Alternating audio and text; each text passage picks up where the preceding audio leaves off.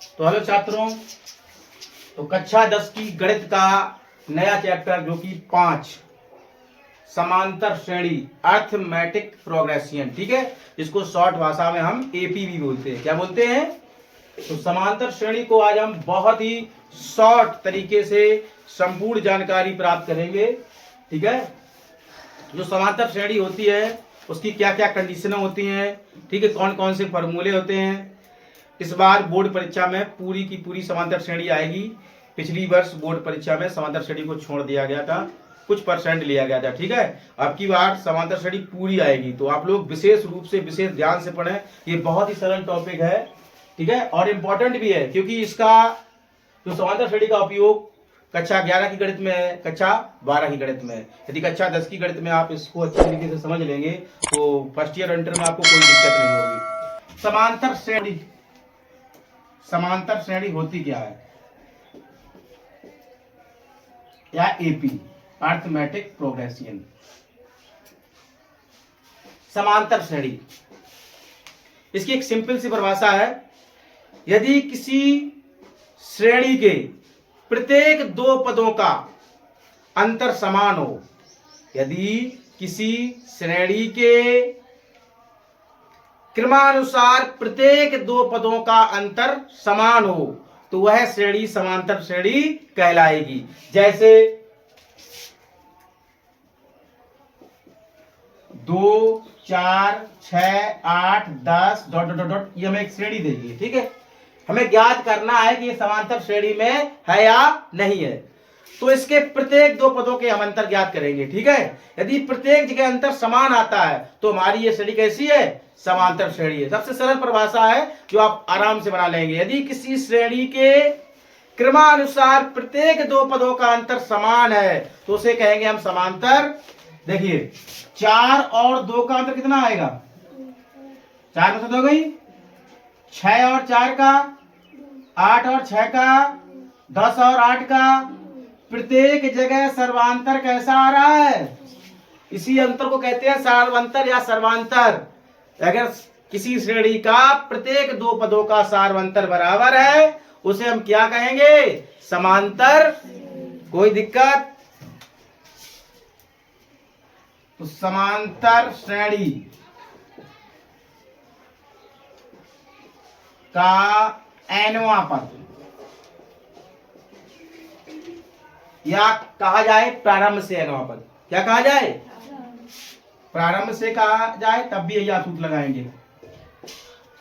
ठीक है, समांतर श्रेणी का nवां पद सूत्र होता है Tn बराबर a plus n minus 1d। a क्या है? प्रथम पद। n क्या है? पदों की संख्या। और d क्या है? सार्वंतर। जो भी हमने निकाला है ये 2, तो ये d क्या होता है? सार्वंतर।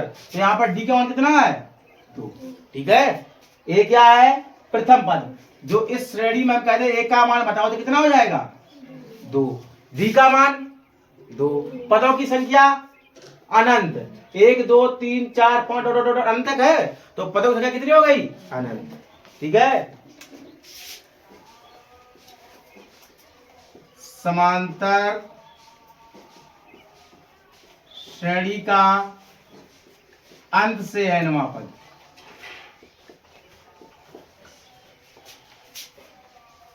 तो L Tn L minus n minus 1d। L क्या है? अंतिम पद। क्या L है? अंतिम। जैसे ये श्रेणी दी हुई आपको है तो इसमें L का मान कितना हो जाएगा? 10। A का मान 2। D का सूत्र और निधि, D बराबर क्या होता है सूत्र? द्वितीय पद माइनस प्रथम पद। 4 में से 2 गई, 2। द्वितीय पद, इस ग्रुप का द्वितीय पद कितना होगा? 6। 6 में से 4 गई, 2। कोई दिक्कत? यदि A, B, C 3 पद समांतर श्रेणी में है तो कंडीशन होगी 2b बराबर a प्लस सी। यदि कोई तीन पद समांतर श्रेणी में तो कंडीशन क्या होगी, 2b बराबर a प्लस सी, मध्य पद का दुगुना शेष दोनों पदों के योग के बराबर। ठीक है, तो जनरली जो समांतर श्रेणी के फॉर्मूले हैं यही है। ठीक है, यही है। यदि समांतर श्रेणी का nवां पद पूछा जाए, प्रारंभ से पूछा जाए या nवां पद पूछा जाए, ठीक है, या आपसे कहा जाए nवां पद ज्ञात करो या कहा है प्रारंभ से nवां पद ज्ञात करो, तो आंख मीच कर आप यही सवाल लगाएंगे। अगर अंत से nवां पद कहा जाए, अंत से कहा जाए, अंत से nवां पद ज्ञात करो, तब ये फॉर्मूला लगाएंगे। और नोट पॉइंट याद रखें, यदि अंतिम पद दिया हो, अंतिम पद दिया हो, लेकिन ये कंडीशन ना कही जाए कि समांतर श्रेणी का अंत से nवां पद ज्ञात करो, तो आप सूत्र लगाएंगे L बराबर a plus n minus 1d। ठीक है, जब कहा जाए अंत से nवां पद ज्ञात करो तभी ये सूत्र लगाएंगे, अन्यथा नहीं लगाएंगे। अंतिम पद दिया है तो ये वाला, अंतिम पद नहीं दिया है तो ये वाला। और जब कहा जाए कि समांतर श्रेणी का अंत से nवां पद ज्ञात करो तो आप ये वाला लगाएंगे। कोई दिक्कत? ठीक है,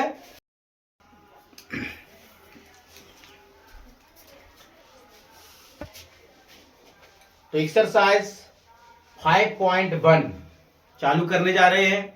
अभी हमने 5.1 संबंधी जो सूत्र बताए हैं उन्हें आप याद कर लें। हाँ, एक चीज और, यदि समांतर श्रेणी के कई पद पूछे जाए, ठीक है, तो क्या करेंगे आप, समांतर श्रेणी का पहला पद होता है a, दूसरा पद पूछा जाए तो क्या हो जाएगा a प्लस d, तीसरा पद पूछा जाए तो a प्लस 2d, चौथा पद पूछा जाए तो a प्लस 3d।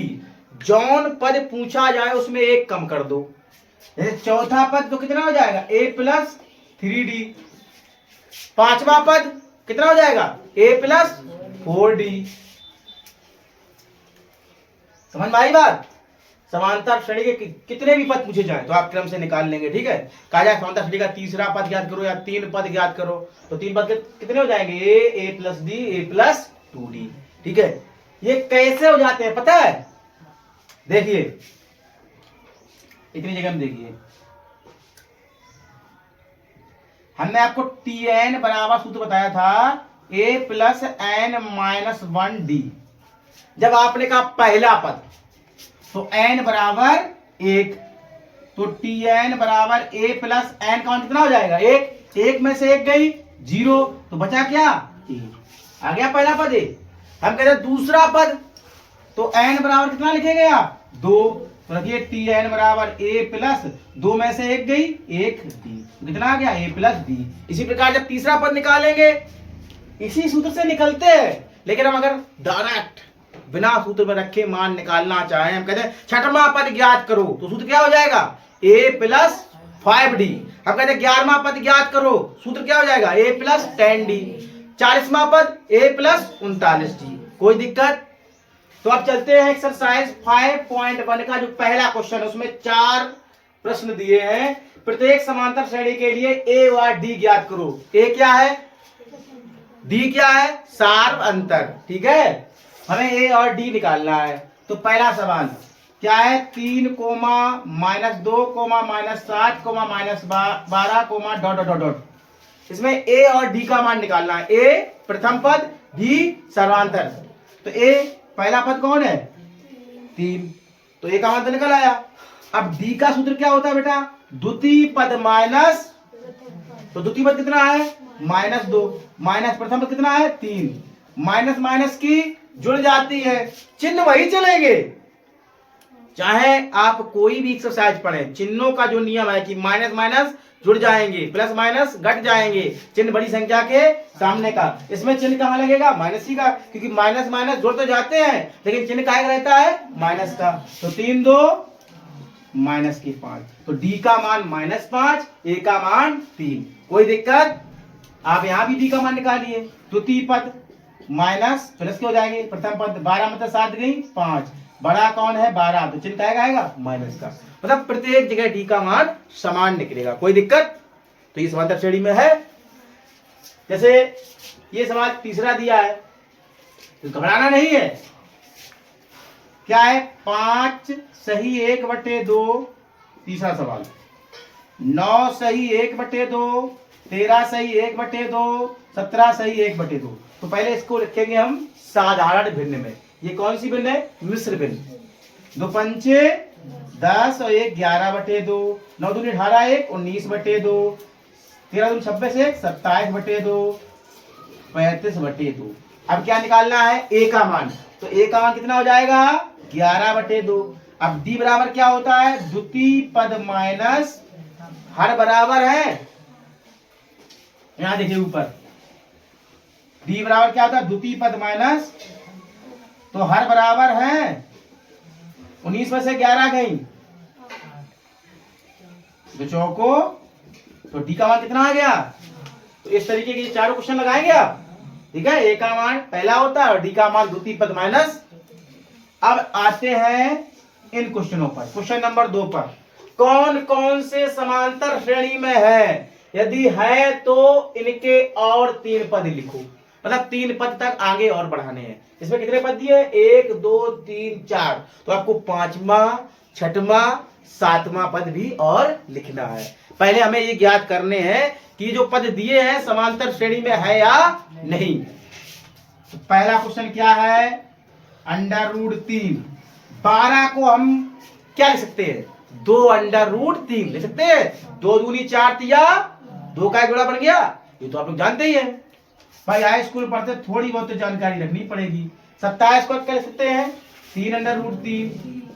48 को 4 √3, 4 चौको 16। अब हमें पहले पता करनी है कि ये जो श्रेणी दी है ये समांतर श्रेणी में है या, तो कैसे पता करेंगे? प्रत्येक जगह क्या निकालेंगे? डी। यदि प्रत्येक जगह डी बराबर निकलता है तो दी गई श्रेणी समांतर में है या तो नहीं है। तो देखिए यहां पर डी निकालेंगे, द्वितीय पद माइनस प्रथम पद, 2 √3 में से √3 गई, √3। यहां निकालेंगे √3, यहां निकालेंगे √3। अतः क्या लिखेंगे? चूंकि श्रेणी का प्रत्येक जगह सर्वांतर समान है, अतः श्रेणी समांतर श्रेणी में है। अब हमें क्या ज्ञात करने हैं? अगले 3 पद। तो ए बराबर √3, डी बराबर √3। आपको कौन सा पद ज्ञात करना है? 5वां 6वां और 7वां। जगह कम है थोड़ी, आप देखते हैं। तो 5वां पद का सूत्र क्या हो जाएगा बेटा? a + 4d direct. a का मान √3, 4 √3। भाई a का मान भी √3 है और d का मान भी √3 है। ये 4 √3, ये 1 √3 कितना हो जाएगा? 5 √3। 6वां पद कितना आ जाएगा? 6 √3। 7वां पद कितना आएगा? कोई दिक्कत? कोई दिक्कत? इसी प्रकार से ये सारे क्वेश्चन आप लोग करेंगे, ठीक है। पहले क्या ज्ञात करेंगे? समांतर श्रेणी में है या नहीं, ठीक है। कोई दिक्कत? ठीक है।